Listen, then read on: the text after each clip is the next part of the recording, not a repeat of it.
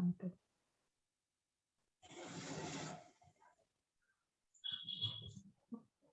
Hare Krishna devotees. இந்த செஷனுக்கு வந்திருக்கிற கிருஷ்ண பக்தர்கள் அனைவருக்கும் என்னுடைய பணிவான வணக்கங்கள். ஓம் நமோ பகவதே வாசுதேவாய. ஓம் நமோ பகவதே வாசுதேவாய. ஓம் நமோ பகவதே வாசுதேவாய. ஓம் அஜ்ஞானத்திமிராந்தஸ்ய ஞானாஞ்சலசலாகயா சக்ஷுரோன்மிலிதம் येन तस्मै श्रीगुरवे नमः. नमः ओं विष्णुपदाय कृष्णप्रसाय भूतले श्रीमते भक्तिवेदान्त स्वामिनिधि नामिने. नमस्ते सरस्वती देवे गौरवाणी प्रचारिणे निर्विशेष शून्यवादी पाश्यता देशतारिणे. जय श्री चैतन्य प्रभु नित्यानंद श्री अद्वैत गदाधर श्रीवासादि गौरभक्तवृंद. हरे कृष्ण कृष्ण कृष्ण हरे हरे हरे राम राम राम हरे हरे. हरे कृष्ण कृष्ण कृष्ण हरे हरे हरे राम राम राम हरे हरे. हरे कृष्ण कृष्ण कृष्ण हरे हरे हरे राम राम राम हरे हरे. हरे कृष्णा डिवोटीज.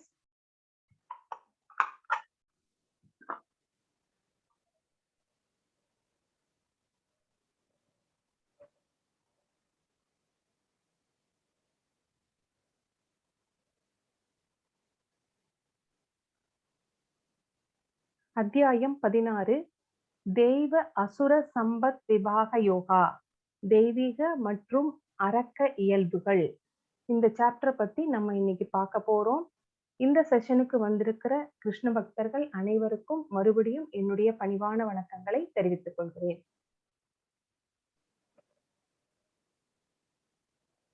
ஸ்ரீ ஸ்ரீ ராதா கோவிந்தர் இஸ்கான் பெங்களூருக்கு நம்முடைய பணிவான வணக்கங்களை சமர்ப்பித்துவிட்டு இந்த செஷனுக்கு செல்லலாம். ஹரே கிருஷ்ண கிருஷ்ண கிருஷ்ண ஹரே ஹரே ஹரே ராம ராம ராம ஹரே ஹரே. ஜகத்குரு ஸ்ரீல பிரபுபாத கி ஜெய். பகவான் இந்த சாப்டர்ல தெய்வீக குணங்கள் எப்படி இருக்கும், அசுர குணங்கள் எப்படி இருக்கும் அப்படின்னு நம்மளுக்கு விளக்கி சொல்ல போறாரு. இந்த தெய்வீக குணங்கள் முதல்ல எல்லாம் சத்தியுகத்துல தேவர்கள் தனியாக இருந்தார்கள். தெய்வீக குணங்களோட மக்கள் எல்லாருமே சத்துவ குணத்துல இருந்தாங்க. அசுரர்கள் எங்கேயாவது ரேரா தான் இருப்பாங்க. ஆனா இப்ப அந்த மாதிரி கிடையாது. எல்லாமே தெய்வீக குணங்களும் அசுர குணங்களும் மனிதர்களாகிய நம்ம ஒருத்தர்கிட்டயே இருக்கு. அத நம்ம தெரிஞ்சுக்கிறோம். சோ இங்க பகவான் என்ன சொல்றார் அப்படின்னு நம்ம பார்க்கலாம். இந்த 3 ஸ்லோகங்கள்ல 16.1, 2, 3 3 ஸ்லோகங்கள்ல தெய்வீக குணங்கள் எப்படி இருக்கும் அப்படின்னு பகவான் சொல்ல போகிறார். அது என்ன அப்படின்னு பார்க்கலாம். ஸ்ரீ பகவான் வாச்ச அபயம் சத்வ சம்சுத்திர் ஞான யோக விவஸ்திதி தானம் தமஸ்ய யக்ஞஸ்ய स्वाध्यायस्तव आर्जवम् अहिंसा सत्यमक्रोधस् त्यागश्चान्तिरवैसुनम् तया भूते स्वलोलुप्तम् माधवम् हीरसाबलम् तेजशमातृदि सौम रोहो नादिमानिता भवन्ति सम्पदम् दैवीम् अभिजातस्य भारत. இதுல புருஷோத்தமரான முழுமுதற் கடவுள் கூறினார், அச்சமின்மை, தனது நிலையை தூய்மைப்படுத்துதல், ஆன்மீக ஞானத்தை விருத்தி செய்து கொள்ளுதல், தானம், சுய கட்டுப்பாடு, யாகம் செய்தல், வேதங்களை கற்றல், தவம், எளிமை, அகிம்சை, வாய்மை, கோபத்திலிருந்து விடுபட்ட தன்மை, எல்லா உயிர்களின் மீதும் கருணை, பேராசையிலிருந்து விடுபட்ட தன்மை, கண்ணியம், வெட்கம், மன உறுதி, வீரம், மன்னிக்கும் தன்மை, தைரியம், தூய்மை, பொறாமையின்மை, மரியாதையை எதிர்பார்க்காமல் இருத்தல் ஆகியவை தெய்வீக குணங்கள் அப்படின்னு பகவான் சொல்றாரு. பரதனின் மைந்தனே, தெய்வீக இயல்புடைய உன்னதமான மனிதரை சார்ந்தவே இந்த குணங்கள் எல்லாம் அப்படின்னு பகவான் சொல்றாரு. அச்சமின்மை அப்படின்னா பயப்படாமல் இருத்தல். இப்போ ஒரு சன்னியாசி இருக்கிறாரு. அவர் மோஸ்ட்லி தனிமையில காட்டுல தான் இந்த மாதிரி தவம் செய்துட்டு இருப்பாங்க.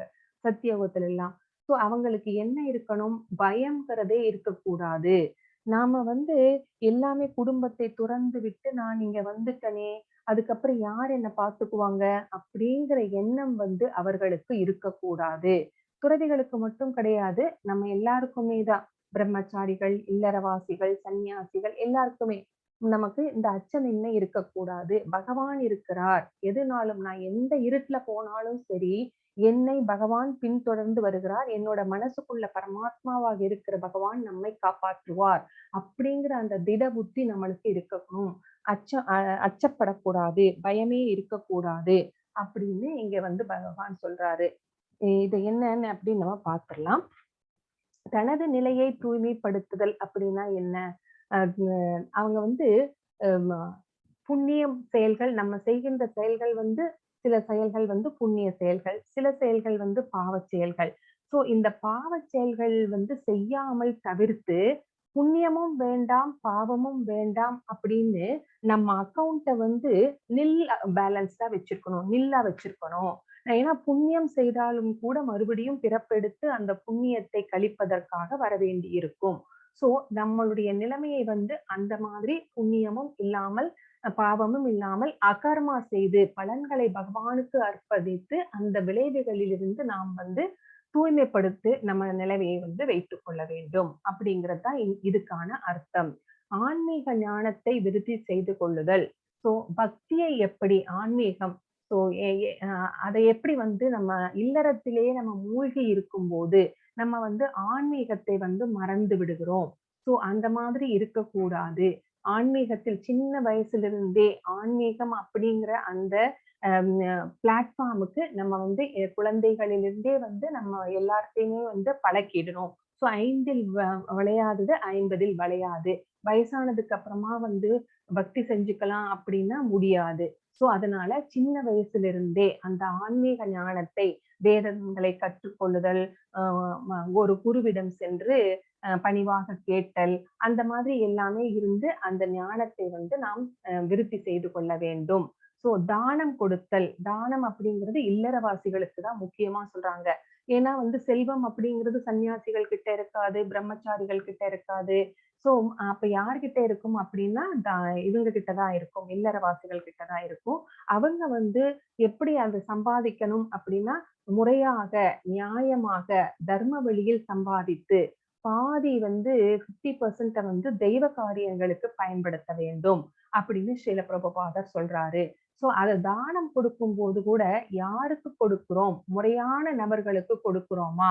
எந்த இடத்தில் வைத்து கொடுக்கிறோம்? அப்படிங்கிறதெல்லாம் கூட ரொம்ப ரொம்ப இம்பார்ட்டன்ட். ரஜோ குணத்துல கொடுக்கிற தானம் எப்படி இருக்கும்? தமோ குணத்துல இருக்கிறவங்க கொடுக்கிற தானம் எப்படி இருக்கும்னா பின்னாடி வர சாப்டர்ல நம்ம பார்க்க போறோம். சோ தானம் கொடுக்கறதுக்கும் கூட டூஸ் அண்ட் டோன்ட்ஸ் இருக்கிறது. அந்த மாதிரிதான் கொடுக்கிற தானம் தான் பயனளிக்க கூடியது. அவர்களுக்கு வாங்குறவங்களுக்கும் ஒரு பயனை அளிக்கும். சோ நம்ம எதையுமே எதிர்பார்த்து நம்ம தியானம் செய்யக்கூடாது. சோ எதிர்பார்க்காமல் செய்வது கொடுக்கறதுக்கு பேர் தான் தானம். சுய கட்டுப்பாடு. சோ மனச அலைய விட்டுட்டு மனம் சொல்லபடி எல்லாம் நம்ம செயல்படக்கூடாது. மனசை நம்ம கட்டுக்குள் வைத்திருக்க வேண்டும். அப்பதான் நம்ம ஒரு கட்டுப்பாட்டோட இருப்போம். ஏன்னா மனம் எப்படி நம்மளுக்கு நண்பனா எதிரியா அப்படின்னு நம்ம பார்த்தோம் இல்லைங்களா? சோ புலன்களை நம்ம கட்டுக்குள்ள வச்சிருக்கும் போது அந்த கட்டுப்பாடோட இருக்கும். சோ அலைய விட்டுட்டோம் அப்படின்னா எப்படி துருவா விஸ்வாமித்திர முனிவர் ஒரு சின்ன ஒரு நழுவல் தான். ஆனா வந்து எப்படி விழுந்துட்டாரு அப்படிங்கிறது நம்மளுக்கு தெரியும். சோ அந்த கட்டுப்பாடு அப்படிங்கிறது வந்து ரொம்ப ரொம்ப அவசியம். யாகம் செய்தல். முன்னாடி எல்லாம் வந்து யாகங்கள் செய்தார்கள், யக்னங்கள் செய்தார்கள். இப்ப வந்து நம்ம வீட்ல கூட ஒரு நம்ம கிரகப்பிரவேசம் அப்படிங்கும் போதெல்லாம் கணபதி ஹோமம் எல்லாம் பண்ணறோம். ஆனா யாகங்கள் வந்து செய்யறது சத்தியுகத்துல மிகப்பெரிய பொருட்செலவோடு செய்தார்கள். அந்த மாரி யாகங்கள் எல்லாம் நம்மனால இப்ப செய்ய முடியாது இந்த கலியுகத்துல. அதற்காகவே நம்ம மகாபிரபு என்ன பண்ணினாரு, சங்கீர்த்தன யக்ஞம் பண்ணுங்க. அது யாகம் செய்ததற்கு சமம். சோ பகவானுடைய நாமாக்களை ஜபிப்பது யாகம் செய்வதற்கு சமம் அப்படின்னு சொல்லிட்டாரு. எவ்வளவு எளிமையாக நம்மளுக்கு குடுத்திருக்காங்க. சோ ஹரே கிருஷ்ண ஹரே கிருஷ்ண கிருஷ்ண கிருஷ்ண ஹரே ஹரே, ஹரே ராம ராம ராம ஹரே ஹரே அப்படிங்கிற இந்த மகா மந்திரத்தை ஜபிப்பதற்கு எந்த கட்டுப்பாடுகளும் கிடையாது. எந்த இடத்துல வேணா சொல்லலாம், எப்ப வேணா சொல்லலாம் அப்படின்னு ரொம்ப எளிமையாக்கி குடுத்திருக்கிறாங்க. சோ இந்த சான்ஸ வந்து நம்ம வந்து கைவிட்றக் கூடாது. வேதங்களை கற்றல். இது வந்து யாருக்கு அப்படின்னா பிரம்மச்சாரிகளுக்கு ஒரு குருவை அடைந்து சரணடைந்து அவங்க குருகுலத்துல இருந்து அந்த வேதங்களை எல்லாம் வந்து சரிவர 25 வருடம் வந்து கற்றுக்கொள்ள வேண்டும். சோ அத பிரிச்சிருக்காங்க இல்லையா? வர்ணாசிரமம் அப்படின்னு. சோ அதுல வந்து இந்த பிரம்மச்சாரிகள் செலிபஸிய கடைபிடிக்க வேண்டும். அப்படின்னா பிரம்மச்சரியத்தை கடைபிடிக்க வேண்டும். சோ அப்போ வேதங்களை எல்லாம் கற்றுக்கொள்ள வேண்டும். தவம். தவம் அப்படிங்கிறது என்னன்னு நம்மளுக்கு தெரியும். எளிமை அப்படிங்கிறது ரொம்ப எளிமையாக இருக்கிறது. சோ படோடாபம் கூடாது. என்கிட்ட இது இருக்கு அப்படின்னு ஷோ ஷோ ஷோ பண்ணிக்க கூடாது அப்படிங்கிறது தான். ஒரு ஒரு சமயத்துல மகா பெரியவர் வந்து எப்பவுமே வந்து கோரப்பாயில தான் படுத்திருப்பாரு. ஏன்னா அவருடைய வயசாயிடுச்சு. அவருக்கு வந்து உடம்பெல்லாம் வந்து எப்படி இருக்கும்னு தெரியும் இல்லைங்களா? ரொம்ப மிருதுவா இருக்கும் ஸ்கின் எல்லாம். அந்த கோரப்பாயில படுத்துட்டு இருக்கிறதுனால, அந்த படுத்துட்டு எந்திரிக்கும்போது பார்த்தா, அவரோட முதுகுல எல்லாம் வந்து வரி வரியா இருக்குமாம். அத வந்து ஒரு பக்தர் வந்து பார்க்கிறாரு. ஐயோ! இப்படி இருக்கே பெரியவாக்கு அப்படின்னு சொல்லிட்டு, நல்ல ஒரு வெல்வெட் துணியில சும்மா சாஃப்ட்டா அவ்ளோ நல்லா ஒரு மெத்த செஞ்சு எடுத்துட்டு வந்து, "பெரியவா நீங்க இதுல படுத்துட்டீங்கன்னா, எங்களுக்கு கொஞ்சம் இதுவா இருக்கும். ஏன்னா உங்க உடம்பு வந்து எப்படி வரி வரியா இருக்கு பாருங்க. எங்களுக்கெல்லாம் கஷ்டமா இருக்கு." அப்படின்னு சொல்லும்போது, அம் பெரியவா வந்து ஒத்துக்கவே இல்ல. ஏன்னா, அவங்க வந்து எளிமையை கடைபிடிப்பவர்கள், சந்நியாசிகள், முற்றும் துறந்தவர்கள். அவர் என்ன சொல்லிட்டாரு, அப்ப பார்த்து கரெக்ட்டா யாரோ ஒருத்தர் வந்தாரு. ரொம்ப வயசானவர், ஒரு விவசாயி. அவருக்கு வந்து தூக்கமே வர்றதில்ல அப்படின்னு சொல்லிட்டு வர்றாரு. உடனே என்ன பண்ணிட்டாரு பெரியவா, "இங்க வா" அப்படின்னு சொல்லி அந்த மெத்த தலகாணி எல்லாம் கொண்டு வந்தவர, "அதோ அவருக்கு குடு. அவருக்கு டெய்லி தூக்கமே வரமாட்டேங்கிறது." அவர் சொல்லவே இல்ல. வந்தவர் பேசாம நின்னுட்டு தான் இருக்கிறாரு. எனக்கு தூக்கம் வர்றதில்ல அப்படிங்கிற அவரோட பிரச்சனைய சொல்றதுக்காக தான் வந்தாரு. ஆனா அங்க நின்னுட்டு இருக்கிறாரு. ஆனா அவரோட பிரச்சனைய இவரே சொல்றாரு. சோ அந்த மெத்தையும், தலகாணியும் அவருக்கு கொடு. கூட 2 போர்வ கூட வாங்கி குடு. அவர் நல்லா தூங்கட்டும் அப்படிங்கிறாரு. சோ அந்த எளிமை அப்படிங்கிறது வந்து அம் ம முன்னாடி இருந்த ஆச்சாரியர்கள் வந்து அப்படி ஃபாலோ பண்ணிட்டு இருக்காங்க. சோ அவங்களுக்கு வந்து கட்டிக்கொள்வதற்கு வந்து 2 கஷாயம் தான் இருக்கும். 2டே 2 காவி துணி தான் வச்சிருப்பாங்க. ஒண்ண வந்து துவைச்சுட்டு இன்னொன்னு கட்டிப்பாங்க. சோ அந்த மாதிரி தான் மாத்தி மாத்தி கட்டிப்பாங்க. அதுக்கு மேல அவங்க வந்து எதுவுமே தனக்குன்னு வச்சுக்க மாட்டாங்க. சோ அதுதான் வந்து எளிமை. சோ நான் அந்த மாதிரி எளிமையா எல்லாம் நம்மனால இல்லறவாசிகள் வந்து இருக்க முடியாது. ஆனா படோடாபத்தை நம்ம வந்து தவிர்க்கலாம். சோ அந்த எளிமை நம்மளுக்கு வேண்டும். அகிம்சை அப்படிங்கிறது வந்து கருணை. சோ ஒரு உயிரை கொல்வது மட்டுமே ஒரு கொல்லாமல் இருப்பது மட்டுமே அகிம்சை கிடையாது. மற்றவர்களை வந்து வாய் வார்த்தைகளாலும் ஒரு அடி அடிச்சுட்டா கூட அந்த அடி வந்து மறந்துரும். ஆனா நம்ம பேசுற வார்த்தைகள் வந்து அடுத்தவர்களை வந்து ரொம்ப ஹர்ட் பண்ணும். சோ அந்த மாதிரியான வார்த்தைகளை வந்து நம்ம வந்து பேசக்கூடாது. சோ அந்த மாதிரி பேசுறது வந்து தப்பு. அந்த மாரி பேசுறதுனால அவங்க எவ்ளோ மனசு கஷ்டப்படுவாங்க. அது வந்து அந்த மாரி நம்ம பேசினோம்னா நம்மளுக்கு பாவமே வந்து சேரும். அவங்க நம்மள ஏதாவது ஒண்ணு பண்ணிட்டா கூட பரவால்ல. நம்ம பொறுத்து போயிரலாம். ஏன்னா அவங்க செஞ்சதுக்கான பலன அவங்க அனுபவிக்க போறாங்க. நம்ம அத வந்து பெருசுபடுத்தி, நம்ம திரும்ப ஏதாவது ஒண்ணு சொல்லி, அவங்க மனச கஷ்டப்படுத்தி, அந்த பாவத்த வந்து நம்ம பாடி வாங்கிக்க வேண்டிய தேவையில்லை. ஸோ, உயிர்களை கொல்லாமை மட்டும் இது கிடையாது. இந்த மாதிரி வாய் வார்த்தைகளால் வந்து அடுத்தவர்களை காயப்படுத்தாமல் இருப்பது கூட வந்து அகிம்சை தான். அது மட்டும் இல்ல, அந்த உயிர்களை கொல்வதனால வந்து என்ன ஆகுது அப்படின்னு கேட்டா, ஒரு கோழி இருக்கு. அது வந்து 3 வருஷம் உயிர் வாழுது அப்படின்னு வச்சுக்கோங்க. அதனுடைய லைஃப் ஸ்பேன் 3 மாசம். 3 வருஷம்னு வச்சுக்கோங்க. தெரியல அதனுடைய லைஃப் ஸ்பேன்லாம் எவ்வளோ இருக்கும்னு. 1 வருஷமா, 1½ வருஷமாலாம் எனக்கு தெரியல. சப்போஸ் இன்னும் அதுக்கு வந்து ஆயுள் இருக்கு. இன்னும் ஒரு 6 மாசம் வரைக்கும் அதுக்கு ஆயுள் இருக்கு. அத என்ன பண்ணிடுறாங்க, இந்த இந்த ஷாப்ல வந்து இது கட் பண்ணிடுறாங்கன்னு வச்சுக்கோங்க. அப்ப அந்த 6 மாசம் என்ன பண்ணும்? அது வந்து மறுபடியும் கோழியாகவே பிறக்க வேண்டி இருக்கிறது. ஸோ அத அத வந்து நம்ம வந்து என்ன பண்ணிடுறோம், பாதியிலேயே வந்து நம்ம வந்து கட் பண்ணிட்டோம். அதோட லைஃப் ஸ்பேன. ஸோ அந்த அந்த மீதி இருக்கிற அந்த 6 மாசத்தை வந்து அது வந்து மறுபடியும் அது என்ன உடல் எடுத்தாலும் சரி, அந்த கோழியினுடைய இயல்புகள் எல்லாம் வந்து அதுக்கு இருக்கும் அப்படின்னு சொல்லப்படுகிறது. சில சமயத்துல வந்து அது வந்து கோழியாகவே பிறக்க வேண்டி இருக்கிறது. ஸோ இது வந்து ஒரு பாவம் இல்லையா? ஸோ அது ஆக்சுவலா வந்து அதுக்கு கோழியா இந்த தடவ பிறந்திருக்கு. அடுத்தது வந்து மனித பிறவி கிடைக்கக்கூடிய சான்ஸ் கூட இருந்திருக்கலாம். அத வந்து நம்ம தடுத்துட்டோம் இல்லையா? அத கட் பண்றது மூலமா. ஸோ அதனுடைய பரிணாம வளர்ச்சிய வந்து நம்ம தடுத்துட்டோம். ஸோ அந்த மாதிரி செய்வது வந்து நம்மளுக்கு பாவம். ஸோ அது மட்டும் கிடையாது. ம் அ ம் அ மாமிசம் உண்பது மாமிசம் அப்டின்னா, நான் நீயாக ஆகின்றேன் அடுத்த ஜென்மத்துல அப்படின்னு அர்த்தம். அதாவது இந்த ஜென்மத்துல நான் என்னோட புலன்களை திருப்திப்படுத்துவதற்காக நான் உன்ன கொன்னு சாப்பிடுறேன். அடுத்த ஜென்மத்துல நான் வந்து கோழியா பிறக்கிறேன். நீ வந்து மனுஷனா வா. நான் வந்து நீ வந்து என்ன வந்து கொன்னு சாப்பிடு அப்படிங்கிறதுக்காக மாமிசம் அப்படிங்கிற அந்த பேர் வந்தது அப்படின்னு சொல்றாங்க. அடுத்தது வந்து வாய்மை. வாய்மை அப்படிங்கிறது பொய் சொல்லாமல் இருப்பது. சோ தம்முடைய சுயநலத்திற்காக வந்து நெறைய பொய்களை வந்து அள்ளி விடுவாங்க. இல்லைங்களா? அந்த மாதிரி செய்யவே கூடாது. அந்த மாதிரி செய்வது பாவம் அப்படிங்கிறத வந்து நம்ம தெரிஞ்சுக்கணும். சோ கோபத்திலிருந்து விடுபட்ட தன்மை. கோபம் வந்துருச்சுன்னா, இது வந்து நரகத்திற்கு செல்லும் ஒரு வாயில். கோபம் அப்படிங்கிறது எங்க நம்மள கூட்டிட்டு போகும் அப்படின்னா, நரகத்துக்கு தான் கூட்டிட்டு போகும். சோ அந்த கோபத்தை வந்து நம்ம வந்து தவிர்த்து விட வேண்டும். கோபம் வராம நம்ம மனச வந்து சாந்தியா வச்சிருக்கணும். சோ அந்த மாதிரி சந்தர்ப்பம் வரும்போது, நம்ம நம்ம வந்து மனசை வந்து திசை திருப்பி, அந்த கோபத்திலிருந்து நம்ம வெளியில வந்துரணும். கோபப்படுவதனால நம்மளுடைய ஹெல்த் கூட பாதிக்குது அப்படிங்கிறத வந்து நம்ம தெரிஞ்சுக்கணும். கோவம் வரும்போது மூச்சு விடுறத பாருங்களேன். அ வேகமா வந்து மூச்சு இரைக்கும். சோ அது வந்து என்ன பண்ணும் அப்படின்னா, பிளட்ட வந்து ரொம்ப ஃபாஸ்ட்டா பம்ப் பண்ண வைக்கிறது. சோ அந்த மாரி ஹெல்த் இஷ்யூஸ் எல்லாம் வந்து நம்மளுக்கு வர்றது. சோ எதுக்காக நம்ம கோவப்பட்டு நம்ம ஹெல்த்த வந்து கெடுத்துக்கணும்? அதுக்கு பதிலா நம்ம பேசாம கோவப்படாம இருந்துரலாமே! அப்படிங்கிற அந்த ஞானத்தை வந்து இதன் மூலமா பகவான் நம்மளுக்கு தருகிறார். அடுத்தது வந்து துறவு. துறவு அப்படின்னா சந்நியாசம் மேற்கொள்ளுதல் அப்படிங்கிற அர்த்தமும் இருந்தாலும், இங்க வந்து பகவான் என்ன சொல்றாருன்னா, பலன்களை நாம் செய்கின்ற செயல்களின் பலன்களை வந்து பகவானுக்கு அர்ப்பணிப்பதே துறவு. அப்படின்னு நம்ம முதலே சாப்டர்ஸ்ல பார்த்திருப்போம். சோ அத பத்தி தான் இங்க சொல்றாரு. சாந்தி அப்படின்னா நம்ம மனசை வந்து எப்போதுமே வந்து ஒரு அமைதியான நிலையிலேயே வைத்துக் கொள்வது. ஒரு ஈக்குவலா பேலன்ஸ்டா வச்சுக்கிறது. அடுத்தது குற்றம் காண்பதில் விருப்பமின்மை.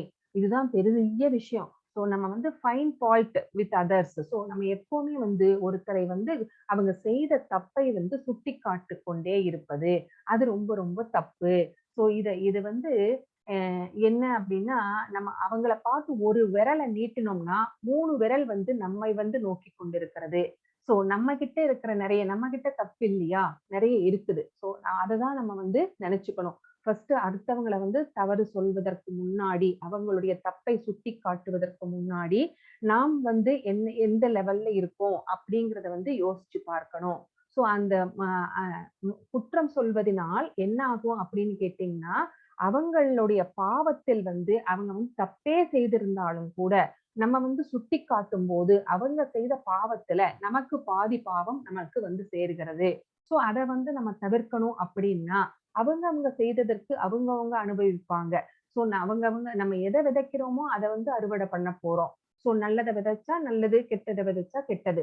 அப்படிங்கிற அந்த ஞானம் நம்மளுக்கு வேண்டும். சோ தவறு செய்தவர்களுடைய அந்த குற்றத்தை வந்து சுட்டிக்காட்டக் கூடாது. அப்படின்னு பகவான் சொல்றாரு. அந்த மாரி சுட்டிக்காட்டாமல் இருப்பதுதான் வந்து தெய்வ குணம் அப்படின்னு இங்க பகவான் சொல்றாரு. சோ அந்த மன்னிக்கும் குணம் நம்மளுக்கு வேண்டும்.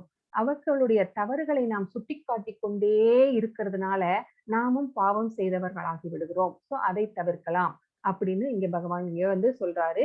உம் ஆ எல்லா உயிர்களின் மீதும் கருணை. சோ எல்லா உயிர்கள், எந்த உயிரா இருந்தாலும் சரி, ஒரு நாயா இருக்கட்டும், பூனையா இருக்கட்டும், எல்லா உயிர்களையுமே வந்து கருணையோட பார்க்க வேண்டும் அப்படின்னு சொல்றாரு. பேராசையிலிருந்து விடுபட்ட தன்மை. சோ எனக்கு வந்து இந்த கார் வந்து நான் வாங்கணும். இன்னும் 4 கார் வாங்கணும். அப்படிங்கிற அந்த பேராசை இருக்கு பார்த்தீங்களா? அந்த பேராசை வந்து நம்மகிட்ட இருக்கக்கூடாது. இருக்கிறத வச்சு நம்ம வந்து சந்தோஷமா, நிம்மதியா இருக்கணும். அப்படிங்கிறது தான் வந்து பேராசையிலிருந்து விடுபட்ட தன்மை அப்படிங்கிறாரு. கண்ணியமா நடந்து கொள்ளணும். எப்படி கண்ணியமா இருக்கணும்னு நம்மளுக்கு எல்லாம் தெரியும் இல்லைங்களா? சோ அடுத்தது வந்து வெட்கம். வெட்கம்னா எதுக்காக வெட்கம்? தவறு செய்து விட்டால் அதுக்கு வெட்கப்படணும். ஐயையோ! இப்படி பண்ணிட்டோமே! அப்படிங்கிற அந்த ஃபீலிங் நம்மளுக்கு வரணும். சோ அதுதான் சொல்றாங்க. எப்படி குந்தி மகாராணி வந்து ஒரு கர்ணனை பெற்று எடுத்ததுக்கு அப்புறமா, ஒரு மந்திரம் சொல்லி கர்ணனை பெற்று எடுத்துட்டாங்க. அதுக்கப்புறம் அவங்க எப்படி வேதனைப்பட்டார்கள்? எப்படி வெட்கம்? அந்த குழந்தைய எப்படி காமிக்கிறது? அந்த குழந்தைய எங்க கொண்டு போறதுன்னு எப்படியெல்லாம் கஷ்டப்பட்டாங்க? அப்படிங்கிறது தெரியும். சோ தவறு செய்து விட்டால் அதனால வெட்கி தலைகுனிய வேண்டும். சோ அந்த இது இருக்கணும். சோ அப்ப அடுத்த தடவ நம்ம தவறு செய்ய மாட்டோம் இல்லைங்களா? சோ மன உறுதி. சோ எந்த செயல் செய்வதற்கும் வந்து மன உறுதி வேண்டும். வீரம். சோ இப்போ வந்து சன்னியாசிகள் வந்து காட்டுக்குள்ளேயே இருக்கிறாங்க. அ அப்புறம் சத்திரியர்கள் வந்து போர் செய்யறதுக்காக இது மாரி எல்லாம் போறாங்க. சோ அவங்களுக்கு வந்து வீரம், துணிவு அப்படிங்கிற அந்த வலிமை அதெல்லாம் வந்து ரொம்ப தேவை. சன்னியாசிகளை விட சத்திரியர்களுக்கு அந்த மாரி வீரம் எல்லாம் தேவை. மன்னிக்கும் தன்மை. சோ ஒருத்தங்க வந்து தப்பு செஞ்சுட்டாங்க அப்படின்னா, அதையே மறுபடியும் பின் பாயிண்ட் பண்ணி சொல்லிக்கிட்டே இருக்கக்கூடாது. அந்த மாதிரி வந்து இருக்கிறது வந்து ரொம்ப ரொம்ப தப்பு. அவங்களை வந்து மன்னிச்சிரணும். அவங்க செஞ்ச தப்ப வந்து மறந்துறணும். அ அதையே திரும்ப திரும்ப சொல்றதுனால வந்து நமக்கும் வந்து பாவமே வந்து சேரும். அப்புறம் தைரியமா இருக்கிறது. எப்பவுமே வந்து கோழையாக ஒதுங்கி விடாமல், எதுவுமே வந்து ஃபேஸ் பண்றதுக்கு தயாராக இருக்கிறது. அதான் தைரியமா இருக்கிறது. தூய்மை, உள்ள தூய்மையும், உடல் தூய்மையும் 2மே. உடல் தூய்மை அப்படிங்கிறது நம்ம குளிச்சு சுத்தமா இருக்கிறதுனால வருகிறது. உள்ள தூய்மை அப்படிங்கிறது நம்ம சாண்ட் பண்றதுனால வருகிறது. உடல் தூய்மை அப்படிங்கிறது வந்து குளிச்சு தூய்மையான ஆடைகளை அணிவதனால வருகிறது. பொறாமையின்மை. அடுத்தவங்கள பார்த்து பொறாமைப்படக்கூடாது. என்கிட்ட இது அவன்கிட்ட அது இருக்கு, என்கிட்ட இது இல்லையே. அவன் அத வாங்கிட்டான், என்னால வாங்க முடியலையே. அப்படிங்கிற அந்த பொறாமை குணம் வந்து இருக்கக்கூடாது. மரியாதையை எதிர்பார்க்காமல் இருத்தல். சோ நம்ம இத செஞ்சோம். நம்ம போனோம்னா அவங்கெல்லாம் வந்து எந்திரிச்சு நின்னு நமக்கு சீட்டே குடுக்கல. நம்ம செஞ்சதையெல்லாம் அவங்க சொல்லியே காமிக்கல எல்லார் முன்னாடியும். அப்படிங்கிற அந்த அந்த நெனப்பு வந்து நம்மளுக்கு இருக்கக்கூடாது. சோ அந்த மரியாதைய நம்மளுடைய கடமை அவ்வளவுதான் நம்ம செஞ்சுட்டோம். அதுக்கப்புறம் வந்து நம்ம வந்து எதுவுமே எதிர்பார்க்காம இருக்கிறது. அது வந்து தெய்வ குணம் அப்படின்னு சொல்றாங்க. சோ இது எல்லாமே வந்து தெய்வீக குணங்கள் பரதனின் மைந்தனே, அர்ஜுனனே அப்படின்னு சொல்றாரு. சோ இது எல்லாமே வந்து தெய்வீக இயல்புடைய உன்னதமான மனிதரை சேர்ந்தவை அப்படின்னு இந்த 3 ஸ்லோகங்கள்ல தெய்வீக இயல்புகளை பற்றிய குணங்களை வந்து பகவான் விவரித்திருக்கிறார். இப்போ 4வது ஸ்லோகத்துல என்ன சொல்லப் போறார்? "தம்போ தர்போ விமானஸ்ச क्रोधोपारुष्यमेव च अज्ञानं साभिजातस्य पार्थ ஆசுரீம்." சோ பிரித்தாவின் மைந்தனே, தற்பெருமை, அகந்தை, வீண் அபிமானம், கோபம், கொடூரம், அறியாமை ஆகியவை அசுர இயல்பு உடையவரின் குணங்களாகும். சோ தம்போ அப்படின்னாவே வந்து தற்பெருமை. சோ அந்த மாதிரி அகந்தை, வீண் அபிமானம், கோபம், கொடூரம், அறியாமை.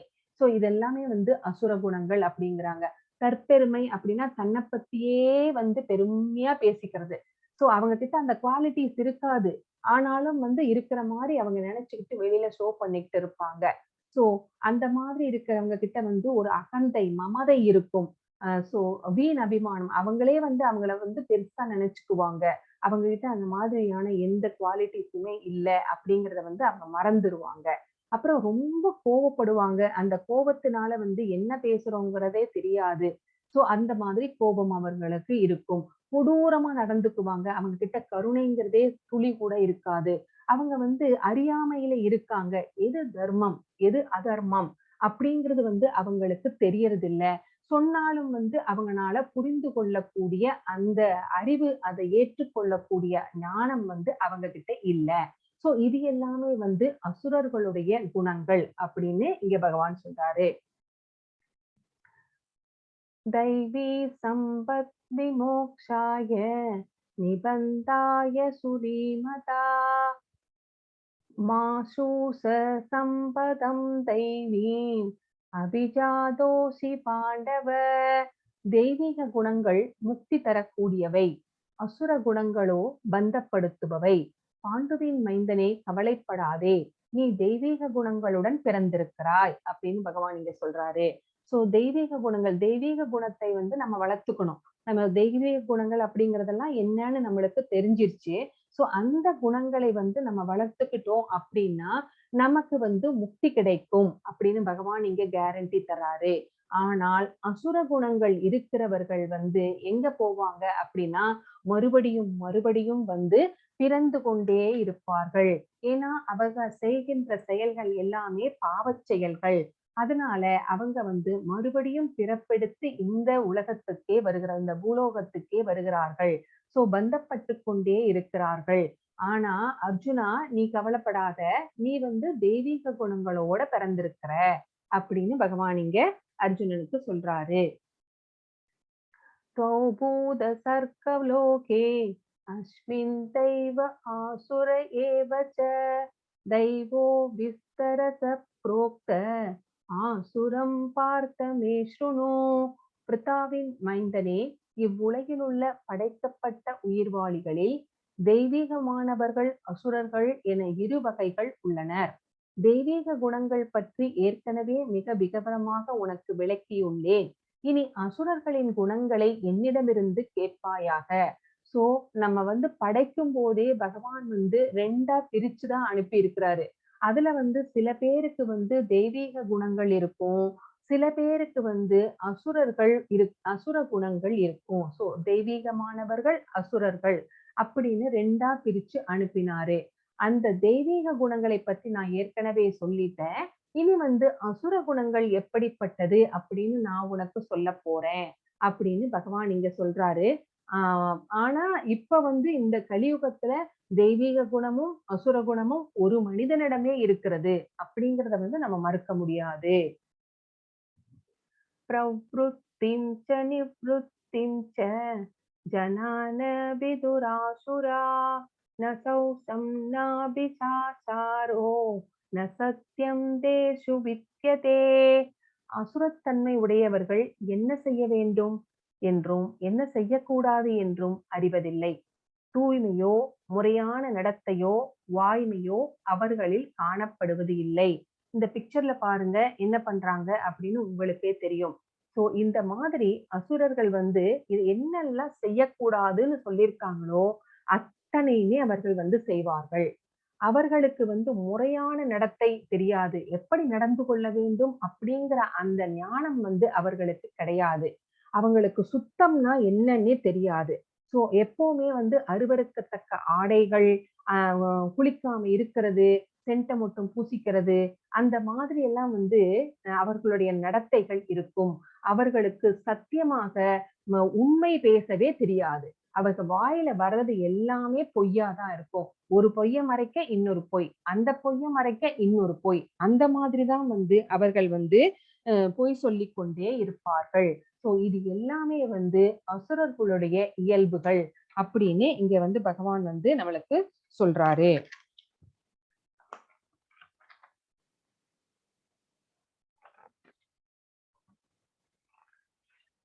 அசத்யம் அப்ரதிஷ்டம் தே ஜகத் ஆஹுர் அனீஸ்வரம் அபரஸ்பர சம்பூதம் இம்மன்யத் காமஹைதுகம். அவர்கள் இவ்வுலகம் பொய்யென்றும் அஸ்திவாரம் இல்லாதது என்றும் கட்டுப்படுத்தும் கடவுள் எவரும் இல்லை என்றும் கூறுகின்றனர். சோ இந்த உலகம் பொய். இத ஒரு பில்டிங்க்கு அஸ்திவாரம் இல்லாம இருக்க முடியுமா? அந்த மாதிரிதான் இந்த உலகத்துக்கு அஸ்திவாரமே இல்லை அப்படின்னு சொல்றாங்க. சோ அவங்க அறியாமையில இருக்கிறதுனால அவங்க இப்படி பேசுறாங்க. இத கட்டுப்படுத்துறதுக்கு யாருமே இல்லை. நாங்க எங்க மனசு எப்படி சொல்லுதோ அப்படி எல்லாம் நடந்து கொள்வோம். கட்டுப்படுத்துற கடவுளா? கடவுள் அப்படின்னா யாரு? அப்படியெல்லாம் யாருமே இல்லை அப்படின்னு ரொம்ப அகந்தையோட.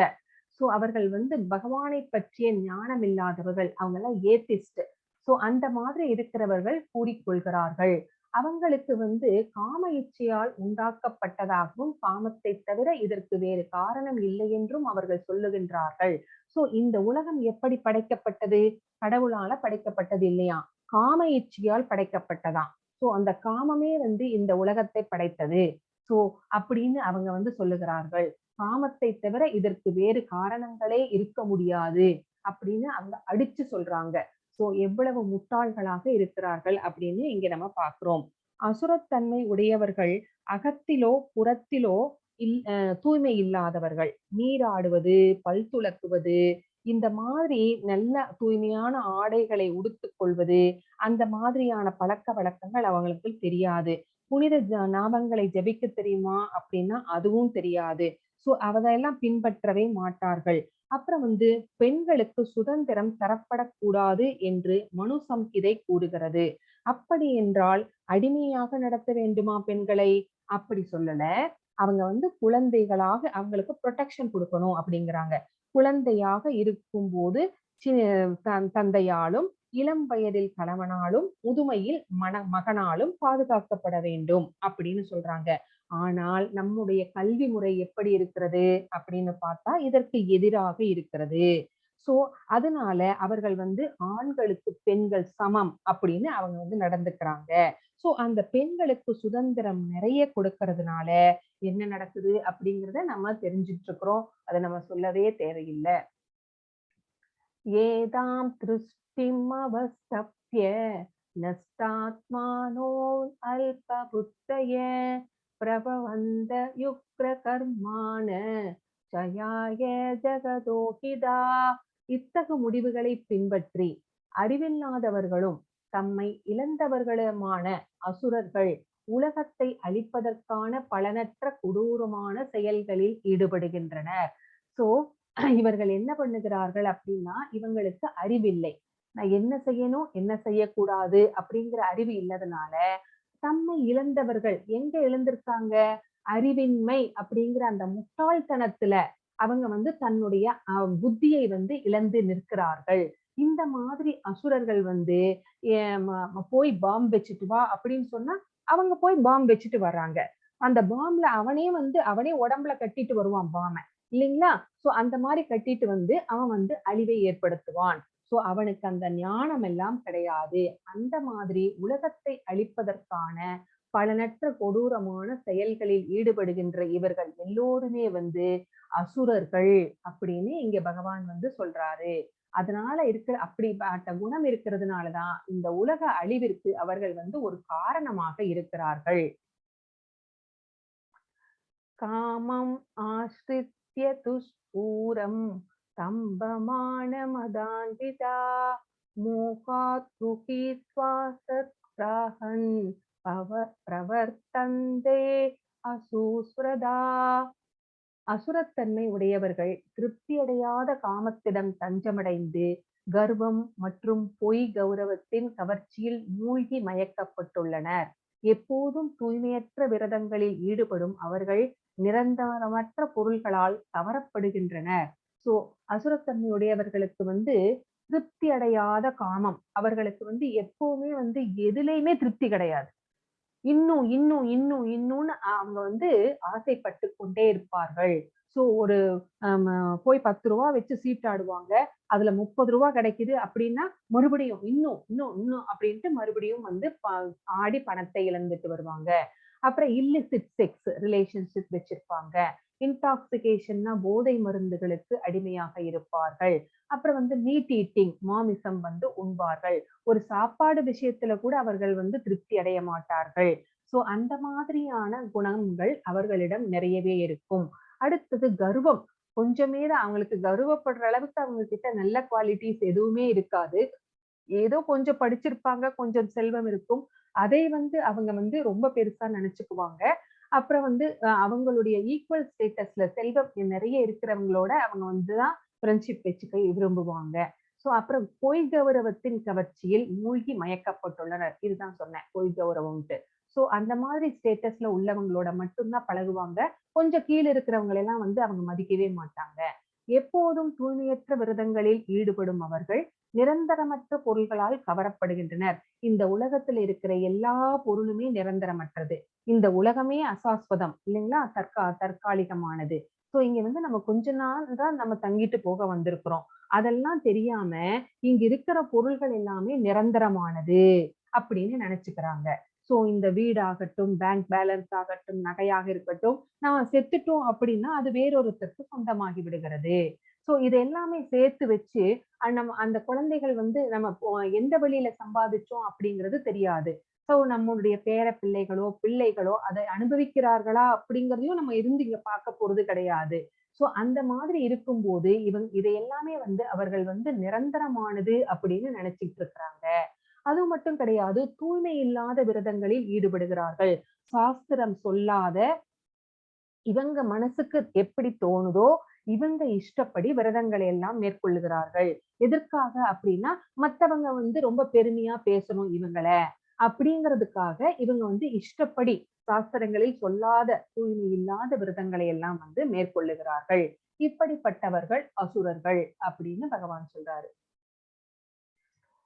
சிந்தாம் அபரிமேயாம் ச பிரளயாந்தாம் உபாஸ்ரிதா காமோப பரமா ஏதாவத் இதி நிச்சிதா ஆசாபாசா சதைர்பக்தா காமக்ரோதபராயணா ஈகந்தே காமபோகார்த்தம் அஞ்ஞானேர்தசனன் சஞ்சயான். மனித நாகரீகத்தின் முக்கிய தேவை புலன்களை திருப்தி செய்வதே என்று அவர்கள் நம்புகின்றனர். சோ இந்த மாதிரி அந்த பிக்சர்ல கொடுத்திருக்கிறாங்க பாருங்க 4 activities. illicit relationship, gambling, intoxication and meat eating. So இந்த மாதிரி புலன்களை திருப்தி செய்து கொள்ளுவதுதான் வாழ்க்கையோட நோக்கம் அப்படின்னு அவங்க நம்பிட்டு இருக்கிறாங்க. ஏன்னா அவங்களுக்கு அந்த அறிவு கிடையாது. பகவானை பற்றிய அறிவு, பக்திங்கிறது பத்தி என்ன அப்படிங்கறதெல்லாம் தெரியாது. இவர்கள் செய்வது எல்லாமே தவறு அப்படிங்கிற அறிவு கூட அவங்களுக்கு கிடையாது. இவ்வாறாக வாழ்வின் இறுதி வரையுள்ள அவர்களது கவலைகள் அடக்க முடியாதவை. ஏன் கவலைகள் வருகிறது அப்படின்னா ஒரு சின்ன தோல்வி வந்தா கூட இந்த 4 ஆக்டிவிட்டிஸ் செய்யறாங்க. இதுல ஏதாவது தவறும் போது சின்ன தோல்வி வந்தால் கூட அவங்க அதனால அதை தாங்கிக் கொள்ள அவர்களுக்கு அந்த சக்தி இல்லை. அதனால அவர்கள் கவலைப்பட்டு கொண்டே இருக்கிறார்கள். அந்த ஆசைகள் என்னும் நூற்றுக்கணக்கான கயிறுகளால் பந்தப்படுத்தப்பட்டு காமத்திலும் கோபத்திலும் மூழ்கி அவர்கள் புலன் நுகர்ச்சிக்காக அநியாயமான வழிகளில் செல்வத்தை சேகரிக்கின்றனர். சோ இன்னைக்கு ஒருத்தர் எப்படியெல்லாம் செல்வம் சேகரிக்கிறார்கள் அப்படின்னு தெரியும். ஒருத்தனை அடிச்சுதான் இன்னொருத்தன் மேல வர்றான். சோ ஒருத்தரை இவன் என் வழியில ஏன் வந்தான், இவனை தள்ளு, இவனை போட்டுடலாம் அப்படின்றாங்க. சோ அவனை கொன்றுறாங்க. அடுத்தது அவன் தடைக்கல்லாகவே தான் பாக்குறாங்களே ஒழிய அவர்களை ஒரு ஒரு என்ன சொல்றது ஒரு நார்மல் ரிலேஷன்ஷிப்ல அவங்க பாக்குறது இல்ல. யாரெல்லாம் அவர்களுக்கு எதிராக வருகிறார்களோ அவர்கள் எல்லாமே எதிரிகள் தான். அவர்களை அப்புறப்படுத்துவதில் அவர்கள் எந்த லெவலுக்கு வேணாலும் போகிறார்கள், கொலை கூட செய்கிறார்கள் அப்படிங்கிறது இங்க நம்மளுக்கு தெளிவாக தெரிகிறது. சோ ஏன் அப்படின்னா ஆசை அப்படிங்கிற அந்த நூற்றுக்கணக்கான கயிறுகளால் அவங்க பந்தப்பட்டு கிடக்கிறார்கள். சோ திருப்திப்படுத்த முடியாத ஆசை, கோபம் இதெல்லாம் அவர்களுக்கு மேலோங்கி இருக்கிறது. சோ இந்த குணங்கள் எல்லாமே அசுர குணங்கள் அப்படின்னு பகவான் இங்க சொல்றாரு.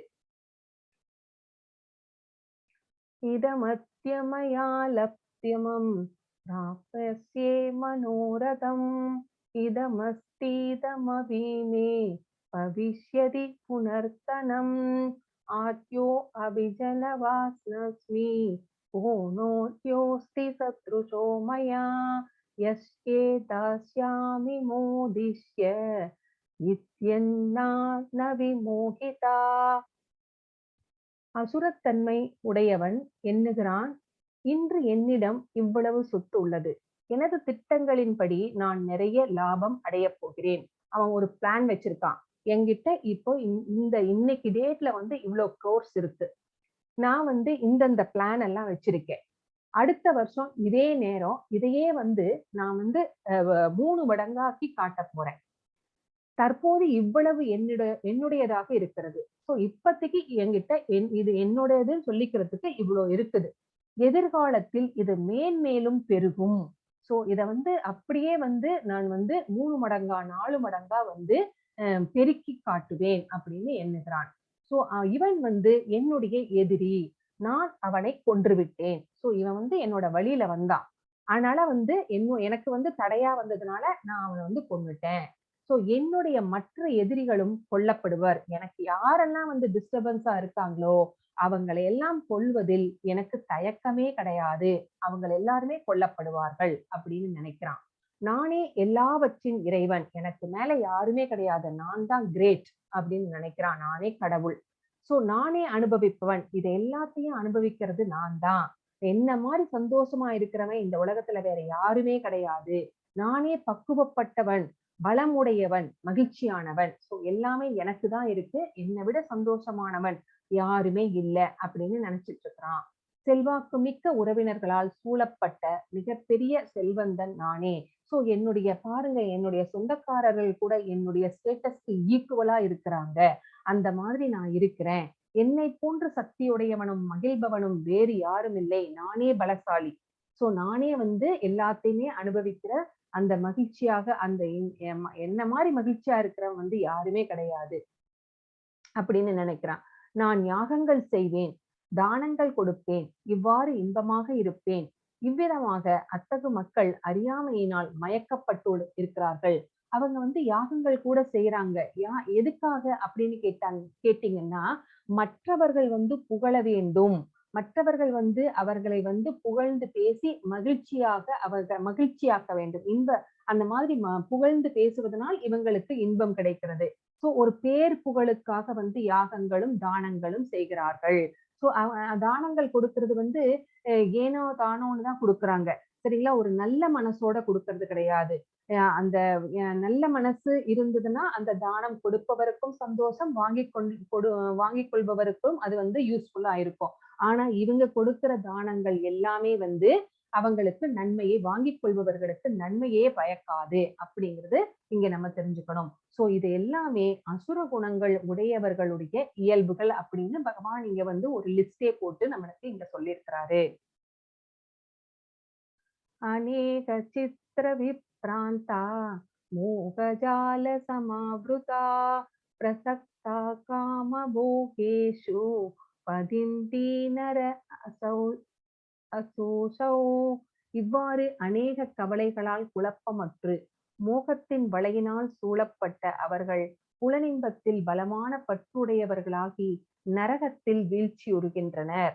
சோ அவங்களுக்கு எதுல நிறைய இருக்குது? ஒரு சின்ன தோல்வி வந்தாலும் தாங்க முடியாததுனால கவலைகள், குழப்பங்கள் இதெல்லாம் ஜாஸ்தி ஆகுது. சோ மோக வலை, சோ ஆசைகள் ஜாஸ்தியா இருக்கிறதுனால அந்த கயிறுகளால் கட்டப்படுகிறார்கள். சோ புலனின்பத்துக்கு அவங்க ரொம்ப இம்பார்ட்டன்ஸ் கொடுக்கறதுனால அதிலேயே அவர்கள் மூழ்கி இருக்கிறதுனால அவர்கள் மறுபடியும் செயல்கள் செய்ததுனால பந்தப்படுகிறார்கள். பந்தப்படுகிறதுனால அவர்கள் மறுபடியும் பிறப்பு எடுத்து வர வேண்டி இருக்கிறது. பிறப்பு எடுத்து வர வேண்டி இருக்கும்போது அவங்க அக்கவுண்ட்ல என்ன இருக்கும் அப்படின்னு பார்த்தா பாவ காரியங்கள் தான் நிறைய இருக்கும். சோ அவர்கள் எங்க போவாங்க அப்படின்னு பார்த்தா பகவான் அவர்களை நரகத்தில் தள்ளுகிறார். நரகம் அப்படிங்கிறது கொடுமையான இடம். அங்க நிறைய துன்பங்கள் தான் அனுபவிக்க வேண்டியிருக்கும். சோ இவங்க செய்த சின்ஃபுல் ஆக்டிவிட்டீஸ்னால பகவான் இவர்களை நரகத்திலேயே வைக்கிறார். ஒரு நரக கர்ப்பத்திலேயே அவர்கள் மீண்டும் மீண்டும் மீண்டும் வைக்கப்படுகிறார்கள் அப்படிங்கிறத நம்ம இங்க புரிந்து கொள்ளணும். ஆத்ம சம்பவிதா ஸ்வத்தா தனமான மதான்விதா யஜந்தே நாம யக்ஞைஸ்தே தம்பேனா விதி பூர்வகம். செல்வத்தாலும் பொய் கௌரவத்தாலும் மயக்கப்பட்டு தன்னில் திருப்தியுற்று எப்போதும் திமிருடன் விளங்கும் இவர்கள் சில சமயங்களில் எந்த சட்டத்திட்டத்தையும் பின்பற்றாமல் பெயரளவில் கர்வத்துடன் யாகங்களை செய்கின்றனர்.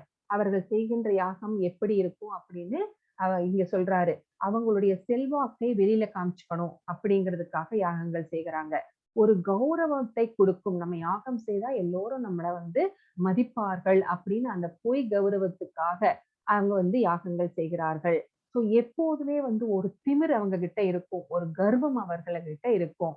சோ அதனால அவங்க எந்த சட்ட திட்டங்களும் சாஸ்திரம் யாகங்களை எப்படி செய்ய சொல்கிறதோ, அத வந்து செய்யாம, இவங்க இஷ்டத்துக்கு பேரளவுல அவங்க வந்து யாகங்களை வந்து கர்வத்துடன் செய்கிறார்கள்.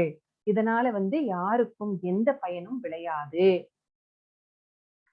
அகங்கார பலம் தர்ப்பம் காமம் क्रोधं च संस्थिता माम् आत्म परदेशुः பிரபத்தி சந்தோப்யசூயகா.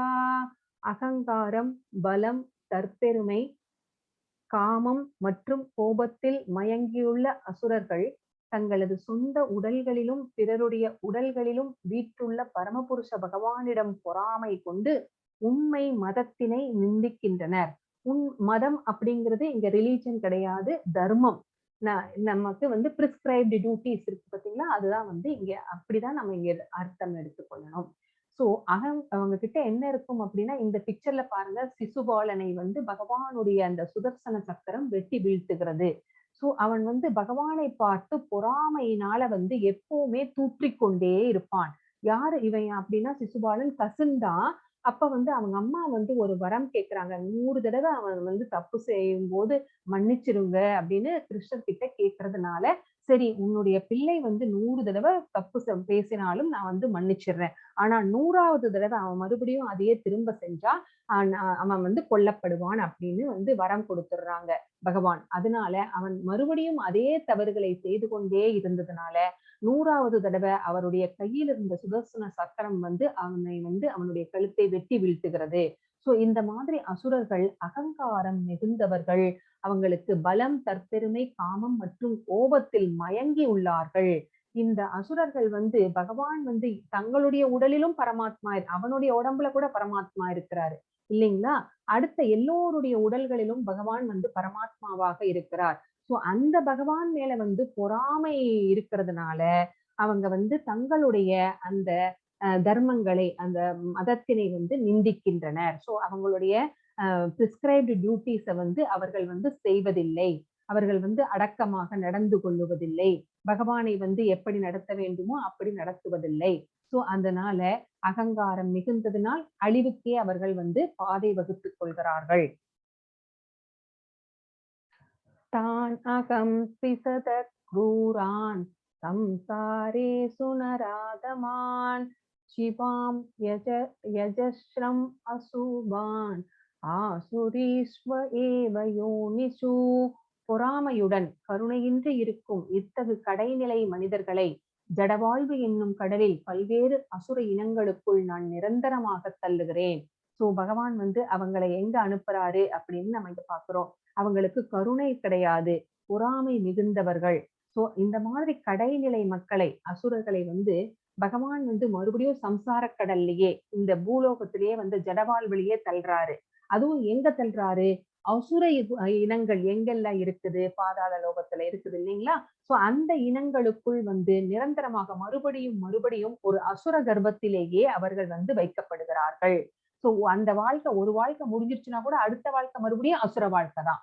சோ அசுர கர்ப்பத்திலேயே அவர்கள் வைக்கப்படுவதனால் அவர்கள் வந்து துன்பத்தையே வந்து அனுபவிக்கிறார்கள்.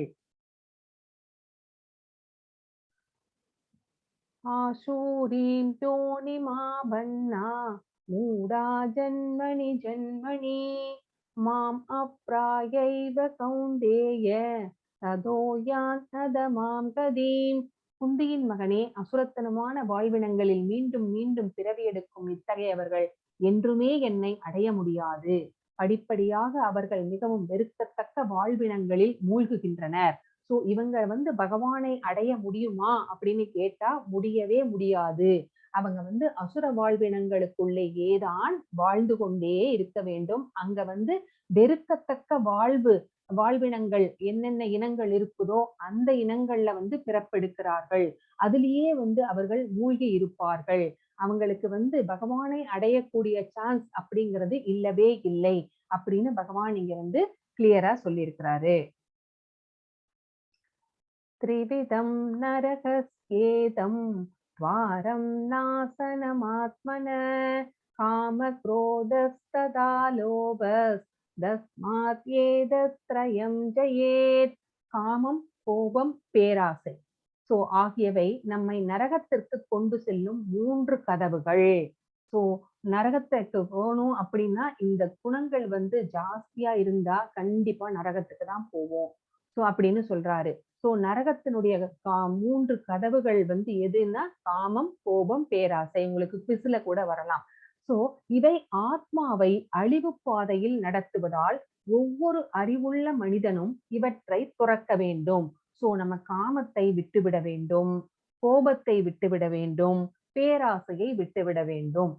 ஏன் அப்படின்னா நம்ம ஆத்மாவை இந்த 3 குணங்களும் அழிவு பாதையில் இட்டு செல்கிறது. அதனால இந்த 3 குணங்களையும் துறக்க வேண்டும். நம்ம கொஞ்சம் கொஞ்சமா இந்த 3 குணங்களிலிருந்து வெளிவந்து விட வேண்டும். இந்த வாயில்களை நாம டைட்டா மூடிடணும். இந்த 3 வாயில்களை மூடுவதன் மூலம் நம்ம பக்தி பாதையில் செல்வதற்கு நமக்கு வழிவகுக்கிறார் பகவான். இல்ல அப்படின்னா நம்ம என்ன பண்ணுவோம்? அழிவு பாதையில் தான் நாம் செல்ல வேண்டி இருக்கும் அப்படிங்கறத இங்க பகவான் சொல்றாரு. ஏதைர் விமுக்த கௌந்தேய தமோத்வாரை ஸ்ரீபீர்நர ஆசரத் ஆத்மனஸ்ரேயஸ் ததோ யாதி பராம் ததீம். குந்தியின் மகனே, நரகத்தின் இந்த 3 கதவுகளிலிருந்து தப்பிய மனிதன் தன்னுணர்விற்கு அனுகூலமான செயல்களை செய்து படிப்படியாக பரம இலக்கை அடைகிறான். இந்த ஆச்சாரியர்கள், ஆழ்வார்கள், இந்த மாதிரியான பெரிய மனிதர்கள் எல்லாமே இந்த 3 கதவுகளையும் அடைத்து விடுகிறார்கள். அந்த மாதிரி அந்த 3 குணங்களிலிருந்து தப்பிய மனிதர்கள் என்ன பண்றாங்க? தன்னோட செல்ஃப் ரியலைசேஷன், பகவானுக்கும் எனக்கும் என்ன உறவு அப்படிங்கிற அந்த பக்தி பாதைக்கு செயல்கள் செய்து படிப்படியாக பரம இலக்கை அடைகிறான். அதுக்கு என்ன பண்ணணும் அப்படின்னா ஒரு குருவை நாம் சரணடைய வேண்டும். குருவை சரணடைவதால் அவர் நமக்கு வழிகாட்டுவார். நல்லது எது, தீயது எது, செய்ய வேண்டுவது எது, செய்யக்கூடாதது எது அப்படிங்கறது எல்லாம் அவர் சொல்லி நம்மை வழிப்படுத்துவார். அப்புறம் அது மட்டும் கிடையாது, வேத இலக்கியங்களை அவர் நமக்கு சொல்லிக் கொடுப்பார். அந்த மாதிரி நம்ம வேத கல்வி எல்லாம் கற்றுக்கொள்ளும் போது நமக்கு வருகின்ற சந்தேகங்களை எல்லாம் அவர்கிட்ட நம்ம பணிவாக கேட்கும் போது அவர் அதையெல்லாம் தீர்த்து வைப்பார். அவரே அடுத்த படிக்கட்டை எப்படி அடைய வேண்டும், நம்ம எப்படி ப்ரோக்ரஸ் ஆகுறது அப்படிங்கிற வழிமுறைகளை எல்லாம் பகவான் நம்மளுக்கு சொல்லி கொடுக்கிறார். எப்படி நம்ம புலன்களை கட்டுப்படுத்த வேண்டும், புலன்களை ஆர்டிபிஷியலா கட்டுப்படுத்த முடியாது, பகவானுடைய பக்தி தொண்டில் ஈடுபடுத்துவதன் மூலமாக அந்த புலன்களை எல்லாம் நம்ம கட்டுக்குள்ள வச்சிருக்கலாம் அப்படிங்கறது எல்லாம் அவர் ஒவ்வொரு ஸ்டெப்பா அவர் நமக்கு படிப்படியாக நமக்கு சொல்லி கொடுக்கும் போது நம்ம அந்த ஆன்மீக பாதையில் செல்ல முதல் படியை எடுத்து வைக்கிறோம். இதன் மூலமாக தான் நம்ம பரம இலக்கை அடைய முடியும்.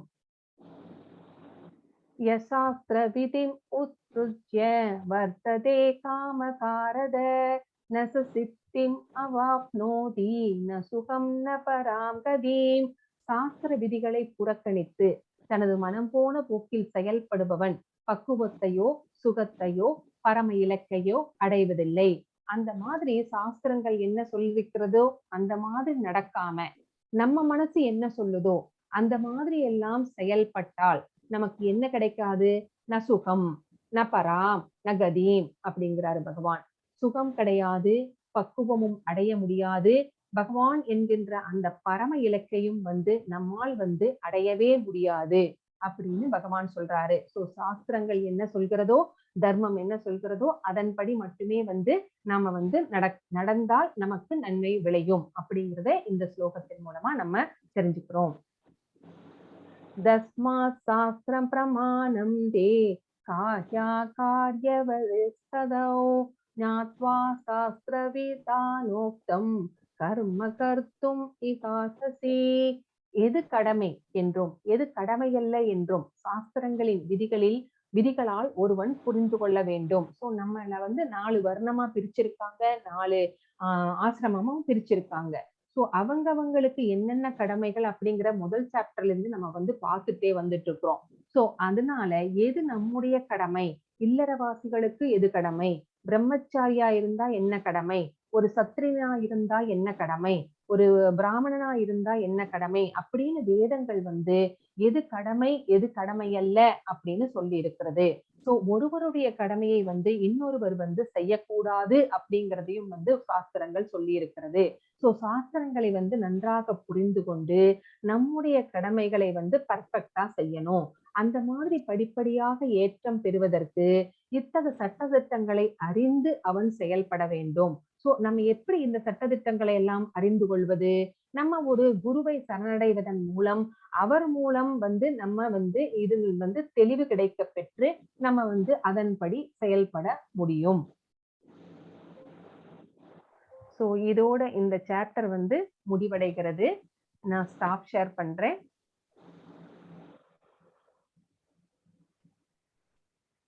ஹரே கிருஷ்ணா. மாதாஜி ரெடியா இருக்கேன் சொல்றேன். சரிங்க மாதாஜி. ஹரே கிருஷ்ணா. இப்போ ஹேமலதா மாதாஜி உங்களுக்கு கதை சொல்லுவாங்க. எல்லாருக்கும் நமஸ்காரம். இன்னைக்கு வந்து நான் கிருஷ்ணருடைய பிரசாதத்துடைய மகிமையை பத்தி ஒரு கதையை சொல்ல போறேன். ஒரு கிராமத்துல ஒரு தாயார் வந்து அவ குழந்தைய வந்து குருகுலத்துல விட்டு குழந்தைய படிக்க வைக்கணும் அப்படின்னுட்டு ஆசைப்படுறா. ஆனா அவ வந்து ஒரு கூலி வேலை செய்யக்கூடிய ஒரு சாதாரண ஒரு பெண்மணி. அப்போ அப்படி இருக்கும்போது ஆனா அந்த கிராமத்துல ஒரு நல்ல குருகுலம் இல்லாததுனால பக்கத்துல இருக்கிற கிராமத்துல கொண்டு போய் விட வேண்டிய ஒரு நிலைமை. அப்போ அந்த கிராமத்துக்கு போகணுமானா வழியில ஒரு காடை கடந்து போய் தான் அந்த குழந்தைய விட்டுட்டு வந்தா. அப்போ இது அந்த குழந்தைக்கு மறுநாள் அந்த குருகுலத்துக்கு போகும்போது அந்த தனியா அந்த காட்டை கடக்கிறதுக்கு அதுக்கு ரொம்ப பயமா இருக்கு. அதனால வீட்டுக்கு திரும்பி வந்துடுது. எனக்கு பயமா இருக்கு, அங்க என்னென்னமோ சத்தம் வருது, புலியோட சத்தம், அப்புறம் மிருகங்களோட எல்லா சத்தமும், பட்சிகள், பூச்சிகளோட சத்தம் எல்லாம் வருது, எனக்கு ரொம்ப பயமா இருக்கு அப்படின்னுட்டு அது அம்மா கிட்ட வந்து சொல்றது. இந்த தாயாருக்கு கொண்டு போய் டெய்லி கொண்டு போய் விடுறதுக்கு முடியாது. ஏன்னா அவ தனியா இருக்கா. அவ தான் கூலி வேலை செஞ்சா தான் அவளுக்கு அவ வீட இது பண்ண முடியும். அதனால அந்த குழந்தைக்கு தைரியம் கொடுக்குறா. அங்க நீ போய் முராரின்னு கூப்பிடு. அங்க வந்து அந்த முராரி வந்து உன்னை வந்து காப்பாத்துவான் அப்படிங்கிற மாதிரி அந்த குழந்தைக்கு ஒரு தைரியம் கொடுக்குறா. அப்போ அந்த குழந்தை அதை அப்படியே எடுத்துட்டு யாரோ ஒரு முராரின்னா அங்க ஒரு யாரோ மனுஷா போல இருக்கு, அவ வந்து நம்மள அங்கேருந்து காடை கடத்தி ஹெல்ப் பண்ணுவா அப்படின்னு நினைச்சுட்டு. அதனால இது காட்டுக்கிட்ட போய் நின்னுண்டு முராரி முராரின்னு கூப்பிட்டுது. கொஞ்ச நேரத்துக்கு யாரும் வரல. இதுக்கு பயம் வந்துடுத்து. அம்மா சொன்னாலே முராரிய கூப்பிட்டா வருவா காப்பாத்துவான்னுட்டு சொன்னாலேன்னுட்டு அது ரொம்ப அழ ஆரம்பிச்சிடுது. அப்போ ரொம்ப முராரி முராரின்னு கூப்பிட்ட உடனே ஒரு சின்ன பையன், ஒரு காட்டுவாசி பையன் மாதிரி ஒரு குழந்தை ஓடி வருது. நீ என்ன கூப்பிட்டியா அப்படின்னுட்டு கேட்டுட்டு வருது. உன் பேரு தான் முராரியா அப்படின்னு சொல்லி அந்த குழந்தை கேட்கறது ரொம்ப இன்னசென்ட்டா. ஆமா, என் பேர் தான் முராரி அப்படின்னு சொல்லி அது சொல்றது. சரின்னுட்டு எதுக்கு கூப்பிட்ட அப்படின்னு கேட்டோடனே, எனக்கு இந்த காட்டுலேருந்து அந்த பக்கம் போனோம் என்னோட குருகுலத்துக்கு, எனக்கு பயமா இருக்கு, இங்க ரொம்ப சத்தமா இருக்கே, எனக்கு பயமா இருக்கு அப்படின்னுட்டு சொல்றது. பயப்படாதே, நான் கொண்டு போய் உன்னை விடுறேன்னு சொல்லிட்டு இந்த பையனும் கூட கொண்டு போய் அந்த பக்கம் கிராமத்துக்கு கொண்டு போய் விடுறான். இது மாதிரி டெய்லி நடக்கிறது. இது வந்து முராரின்னு கூப்பிட்டோன்னா அந்த குழந்தை வரும். ஒவ்வொரு நாளைக்கு ஏதாவது சாப்பிட்றதுக்கெல்லாம் அது எடுத்துட்டு வரும். ஒரு நாளைக்கு பழம், ஒரு நாளைக்கு கிழங்கு வகைகள், ஒரு நாளைக்கு பால், தயிர், இது மாதிரி ஏதாவது கொண்டு வந்து கொடுக்கும். 2மா சாப்பிட்டுண்டு விளையாடிண்டு பேசிண்டு கொண்டு போய் அந்த குழந்தைய அந்த பக்கம் கொண்டு போய் விடும். ஒரு நாளைக்கு அவளுடைய குருகுலத்துல ஒரு எல்லாருமா சேர்ந்து சாப்பிடக்கூடிய மாதிரி இது ஒரு ஃபங்க்ஷன் வருது. அப்போ குரு வந்து கேட்குறார், எல்லாரும் யார் யாருன்னு அவ வீட்டிலேருந்து உங்களுக்கு முடிஞ்சதை கொண்டு வாங்கோன்னு சொன்னார். அப்போ இந்த குழந்தை சொல்றது, எனக்கு என்ன கொண்டு வரணும்னு எனக்கு தெரியாது, எங்க தாயார்கிட்ட கேட்டாதான் எனக்கு சொல்ல முடியும், அப்படின்னுட்டு அது சொல்றது. சரி நீ போய் உங்க தாயார் கிட்ட கேட்டுட்டு உனக்கு என்ன முடியுது எடுத்துன்னு வான்லாம் சொல்ற. இது குழந்தை வீட்டுக்கு போய் அவ அம்மா கிட்டக்க சொல்றது. என்னுடைய குரு இந்த மாதிரி ஏதாவது எடுத்துட்டு வான்னு சொல்றா அப்படின்னுட்டு சொல்றது. அப்போ அவ சொல்றா, நம்ம வீட்டுல ஒண்ணுமே இல்லடா குந்தே. நம்ம ரொம்ப கஷ்டப்படுறவா. நான் என்னத்த தருவேன் உன்கிட்டக்க. நீ முராரி கிட்டயே போய் கேளு அப்படின்னுட்டு அவ அம்மா சொல்றா. சரின்னு இந்த குழந்தை போய் முராரி கிட்ட கேட்கறது. அப்போ முராரி வந்து நீ போய் நான் இந்த மண் பானையில சின்ன மண் பானை அதுல வந்து கொஞ்சோண்டு தயிர் இருக்கு. இதை கொண்டு போய் உன்னுடைய குரு கிட்ட கொடு அப்படின்னுட்டு சொல்றேன். சரின்னு சொன்னோடனே இதையும் வந்து அதை எடுத்துட்டு போய் கொண்டு போய் அது குரு கிட்ட கொடுக்கறது. குரு அது சின்ன பானையை பார்த்துட்டு இது எப்படி எல்லாருக்குமா பத்தும் அப்படின்னுட்டு ரொம்ப இது பண்ணிட்டு, சரி அந்த குழந்தை ஏதோ அதுக்கு முடிஞ்சதை எடுத்துன்னு வந்திருக்குன்னு சொல்லிட்டு அதை ஒரு பாத்திரத்துல விடுறாரு. விட்டுட்டு நிமித்தினோடனே அந்த பாத்திரம் திருப்பியும் நிறைஞ்சு வருது. இன்னும் கொஞ்சம் தயிர் வருது. அப்ப திருப்பியும் விட்டோடனே திருப்பியும் தயிரா வருது. அப்ப அவருக்கு இதுல ஏதோ சுவாமியோடைய அருள் ஏதோ இருக்குன்னு சொல்லிட்டு, இது யாரு உனக்கு குடுத்தா அப்படின்னுட்டு அந்த பையன் கிட்ட கேக்குறாரு. என்னுடைய ஃப்ரெண்டு முராரியாக்கும் கொடுத்தான் அப்படின்னு சொன்னோடனே, இது சாதாரண முராரி இல்ல. அது தெய்வம். அவர் கிருஷ்ணரே வந்து உனக்கு வந்து காட்சி கொடுத்து உன் கூட இத்தனை நாளா இது பண்ணியிருக்கார். நீ வந்து அந்த தெய்வத்தை இறுக்கியா பிடிச்சுக்கோ. உனக்கு நல்ல ஞானம் கிடைக்கும்னுட்டு அந்த குழந்தைக்கு சொல்லி கொடுக்கிறார். அப்படியாக இந்த குழந்தை ஒரு குழந்தைக்கு வேண்டி குழந்தையா வந்து பிரசாதம் கொடுத்த ஒரு முராரியுடைய கதையாகும். தேங்க்யூ மாதாஜி. ஹரே கிருஷ்ண மாதாஜி. தேங்க்யூ. தேங்க்யூ.